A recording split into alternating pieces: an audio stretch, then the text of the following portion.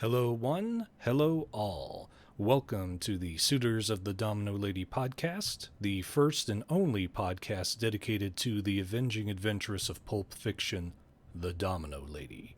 I'm your host, Sam Oatley, and today is going to be an unusual episode. We will not be discussing a Domino Lady piece of media or anything Domino Lady adjacent. Instead, today is going to be a quick episode talking about the plans for the podcast in 2025 and the basic schedule I'm making for the year. There's a lot of topics that I feel I should be covering in the near future, so today is mostly me just vocalizing my rough idea for these topics that I shall cover. Before I talk about that, however, I did want to give a few explanations for the podcast's pretty sporadic upload schedule. As some listeners may recall, I was aiming for a monthly release for the podcast, going all the way back to my first episode released back in May of 2023, I believe. This obviously did not happen for 2023, but my goal was to focus myself and get episodes out more frequently in 2024. However, whatever bad juju I had in 2023 worked double time last year, and it seemed like there was an ever-increasing onslaught of problems keeping me from the podcast. The setbacks came in essentially three flavors: other writing projects, inclement weather, and medical problems. The first one was throughout the year, and given many deadlines for writing submissions are at the end of the month, this played havoc with my ability to release any episodes at the beginning or ends of the months. The inclement weather mostly came from Hurricanes Helene and Milton in September and October, both of which hit the area of Florida I live in and pushed me into doing pretty extensive repair work.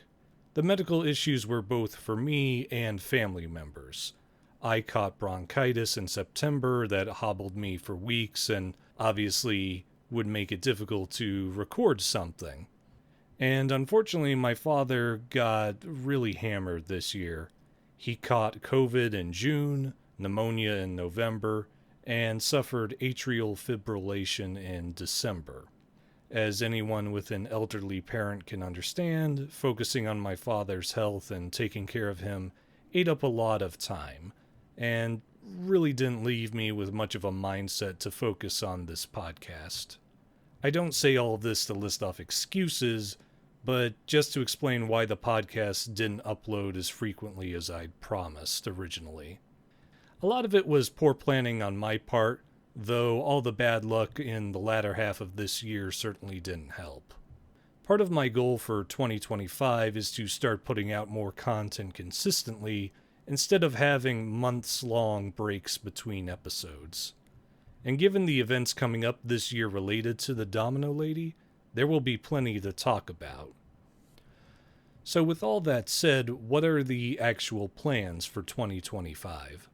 Well, my first and most important goal will be to finish discussing the remaining 4 original Domino Lady stories: the Domino Lady's Handicap, Emeralds Aboard, Black Legion, and the Domino Lady's Double. Having had time to read through them again during the madness of this year, I've collected my thoughts about them pretty clearly. I just need to finish my notes about them and finalize the scripts. My aim is to upload episodes on them all by February or March, so that I can move on to the other subjects I want to cover. Upon completing the original Domino Lady stories, I then want to cover the recently released stories featuring the Domino Lady, so that any fans who are listening can get the podcast reviews of them sooner rather than later. The first review I want to do is for the story I mentioned in the last episode, Craig MacDonald's The Death Killers. This story is part of a greater pulp facsimile universe with 2 previous entries, so I wanted to read the other Xana O'Savin stories before reading this one. I will by March, so my hope is that we can get that episode out in March as well. There will also be a new Domino Lady story released in January titled Paladins: The Blue Death. Written by frequent Domino Lady scribe Bobby Nash, this new Moonstone story has Domino Lady teaming up with other pulp heroes like Kagor and Ravenwood to fight a mysterious villain. It releases in late January, so my hope would be to finish reading it in February and release an episode about it in March as well. The next thing I wanted to cover was the Domino Lady's first releases by her three biggest publishers, Bold Venture Press, Moonstone, and Airship 27. Many will remember that in previous episodes I said I wanted to do Domino Lady stories in roughly chronological order of publication. This was mostly because I wanted to discuss how the character developed over time and how modern authors approached her. However, something very important has come up. Airship 27, who is responsible for putting out 5 Domino Lady story collections over the past decade, will unfortunately be closing shop by the end of 2025. The head editor Ron Fortier has told me this personally, as well as announced it on the Airship 27 podcast. As such, I really wanted to cover all the Domino Lady collections Airship 27 has done before the end of the year. Airship 27 is deeply important in helping keep the Domino Lady alive through the 2010s and 2020s, so I wanted to commemorate their contributions to the character before their closure. These reviews will be peppered throughout the year, and I hope to get them done before 2025 is over. I will also be covering Moonstone's first 2 Domino Lady outputs, the short story collection Domino Lady Sex as a Weapon, and the 2009 Domino Lady comic book series. Both of these are absolutely integral to maintaining the Domino Lady's relevance after Bold Venture Press reintroduced her to the world. They are also largely responsible for pushing the trajectory of the character and how writers have written her, oftentimes with notable deviations from Lars Anderson's original version. It'll be interesting to see how they developed her in this manner. I'm really looking forward to talking about them. Finally, I want to discuss the first Domino Lady story put out by Bold Venture Press.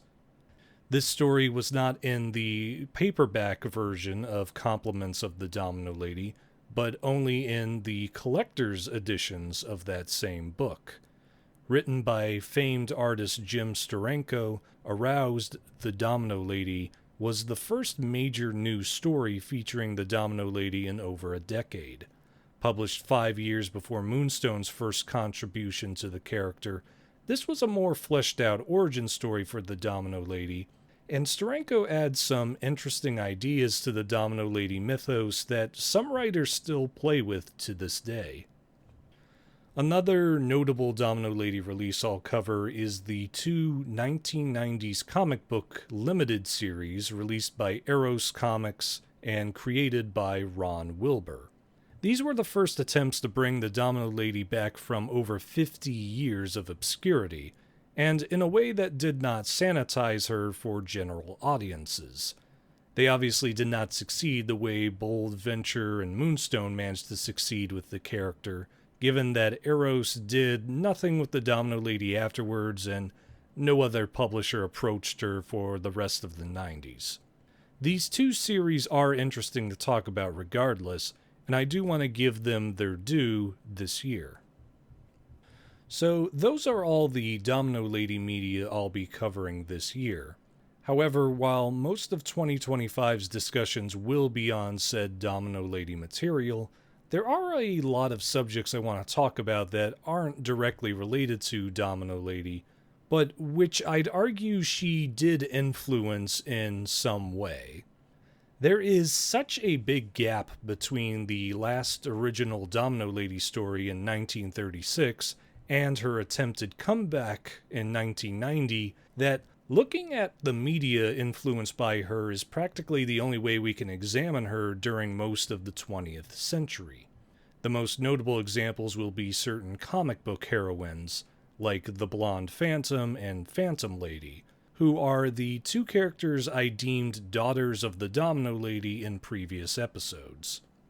These characters were directly influenced by the Domino Lady and her sensuality during their original 1940s runs, so they must be discussed as they were the main ambassadors for the character for several years. I'll also examine the Bad Girl comics of the 1980s and 1990s, which were hugely influenced by the Domino Lady's ambiguous morality and tendency towards anti-heroics. Characters like Lady Death, She, and Evangeline were daughters of the Domino Lady as well, albeit more indirectly than their 1940s comic book ancestors, and with much darker takes on the vengeful heroine archetype. I also want to look at film genres that I believe you can find the Domino Lady's DNA within. The first is film noir, which featured femme fatales engrossed in tales of crime while they manipulated and seduced their way through events.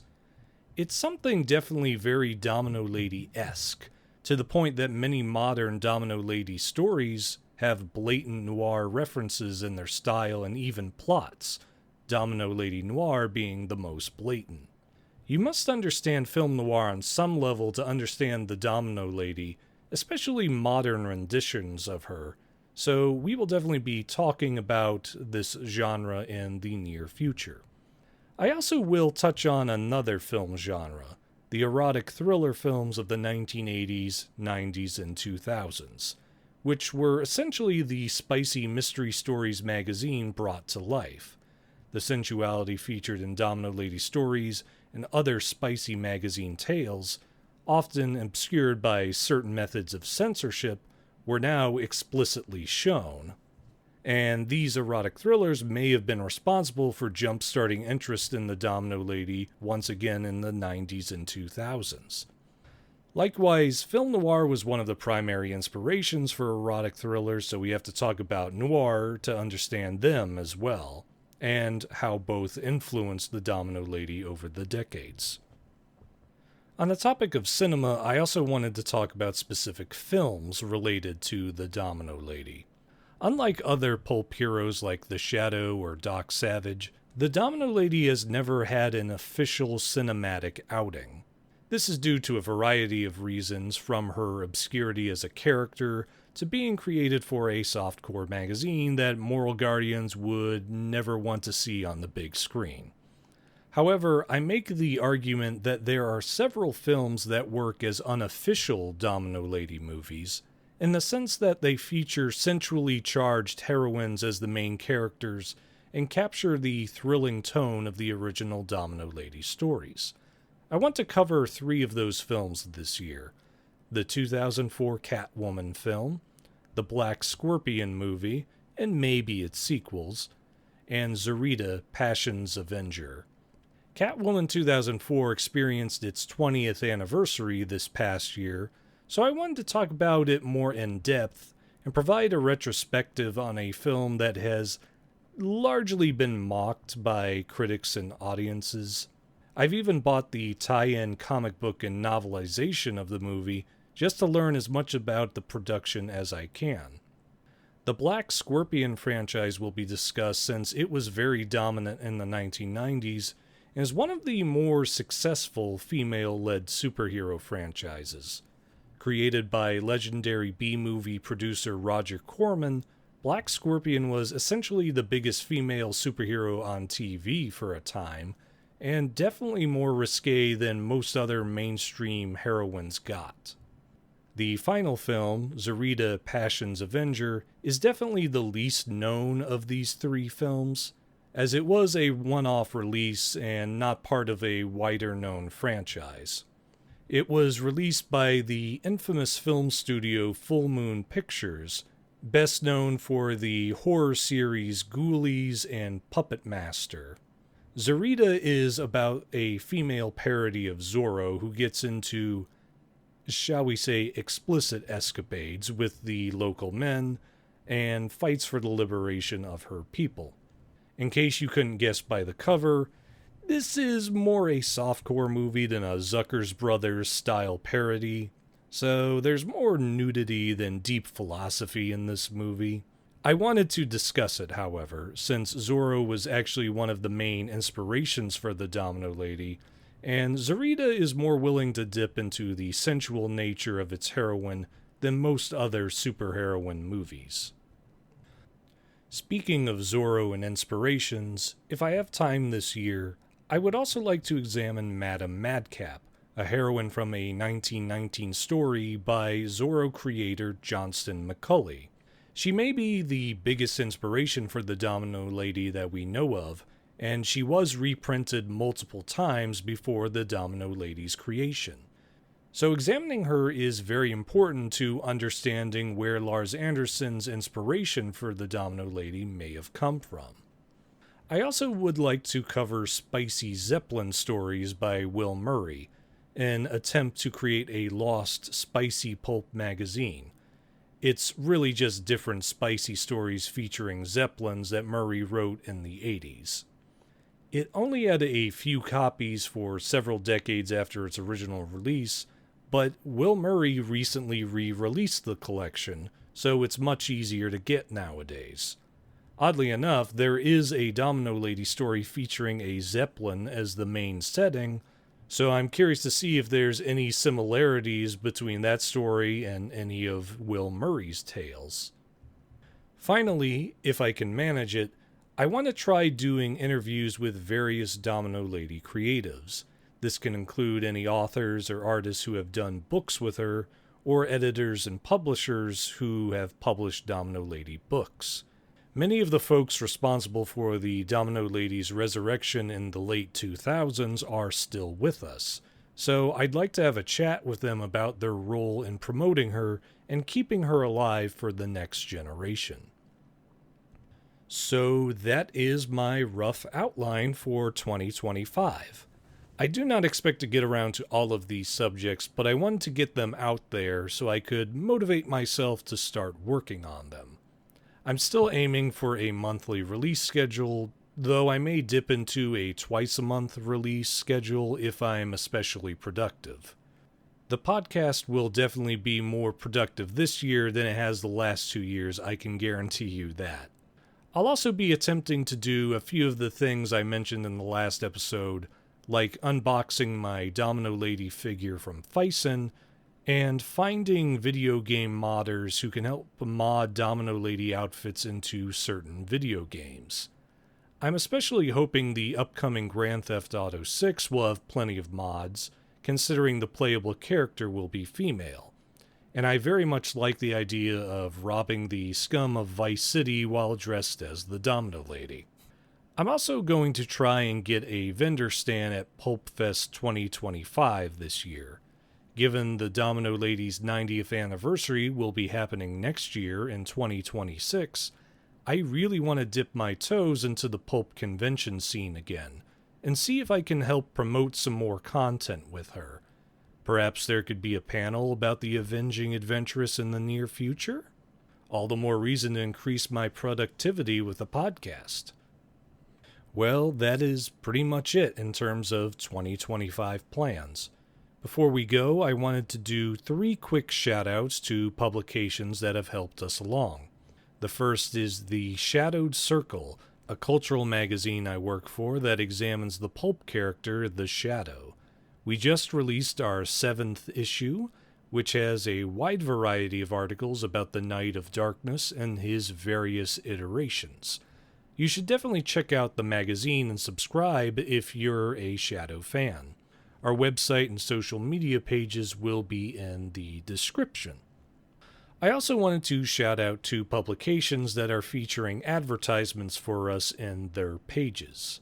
The first is the Doc Talos magazine, which focuses on a Doc Savage pastiche with a more sensual take on the Savage mythos.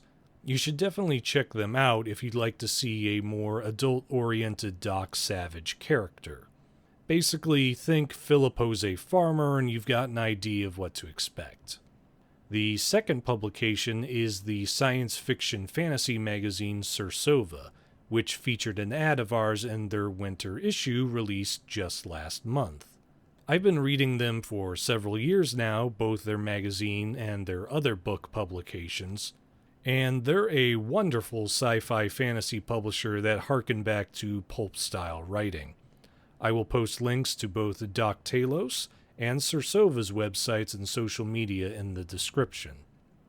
Oh, and one last-minute shout-out to Mike Gallagher, who is responsible for the new display for our YouTube videos, as well as our headers on Facebook and Twitter. He did a great job, and it looks far better than the MS Paint version I'd been using for the first few episodes.